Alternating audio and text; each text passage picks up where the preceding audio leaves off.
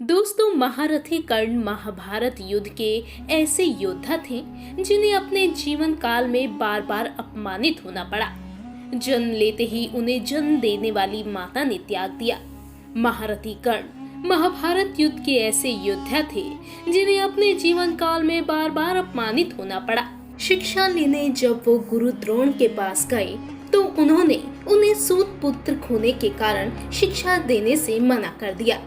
तब उन्होंने एक ब्राह्मण का रूप धारण कर भगवान विष्णु अंशावतार परशुराम से शिक्षा ग्रहण की, लेकिन वहाँ भी उन्हें अपमानित ही होना पड़ा। शिक्षा पूर्ण होने के बाद गुरु परशुराम को जब ये बात पता चली कि ये एक ब्राह्मण पुत्र नहीं बल्कि एक क्षत्रिय है, तो उन्होंने कर्ण को एक शापित जीवन जीने को विवश कर दिया।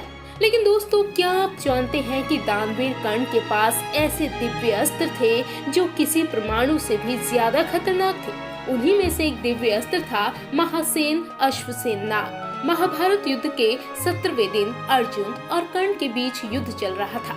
तभी कर्ण ने एक बाण अर्जुन पर चलाया जो साधारण बाण से अलग था। इस बाण को अर्जुन की ओर आता देख भगवान श्री कृष्ण समझ गए कि वो बाण नहीं, बाण रूपी अश्वसेन नाग है। तब उन्होंने अर्जुन को बचाने के लिए अपने पैर से रथ को दबा दिया।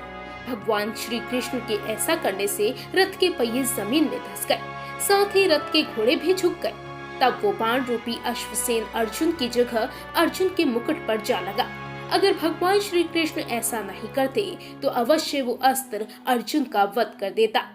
वार के खाली जाने के बाद अश्वसेन कर्ण की तरकश में वापस आ गया और अपने वास्तविक रूप में आकर कर्ण से बोला, हे अंगराज, इस बार ज्यादा सावधानी से संग्राम करना।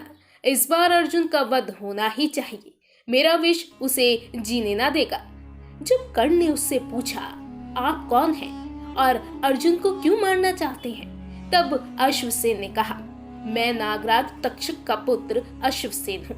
मैं और मेरे माता पिता खांडव वन में रहा करते थे। एक बार अर्जुन ने उस वन में आग लगा दी, जिसके बाद मैं और मेरी माता आग में फंस गए। जिस समय वन में आग लगी उस समय मेरे पिता नागराज तक्षक वहाँ नहीं थे। मुझे आग में फंसा हुआ देख मेरी माता मुझको निकल गई और मुझको लेकर उड़ चली, परंतु अर्जुन ने फिर मेरी माता को अपने बाण से मार गिराया, लेकिन मैं किसी तरह बच निकला। जब मुझे ये बात पता चली कि मेरी माता को अर्जुन ने मारा है, तभी से मैं अर्जुन से बदला लेना चाहता हूँ और इसी कारण आज मैं बाण का रूप धारण कर आपकी तरकश में आ घुसा। इसके बाद कर्ण ने कहा, हे अश्वसेन, मुझे अपनी ही नीति से युद्ध लड़ने दीजिए। आपकी अनीति युक्त सहायता लेने से अच्छा मुझे हारना स्वीकार है। ये शब्द सुनने के बाद कालसर कर्ण की नीति निष्ठता को देख वहाँ से वापस लौट गया। दोस्तों, वीडियो कैसी लगी हमें कमेंट बॉक्स में लिखकर जरूर बताइएगा। साथ ही हमारे चैनल को सब्सक्राइब करके हमें सपोर्ट भी जरूर करें।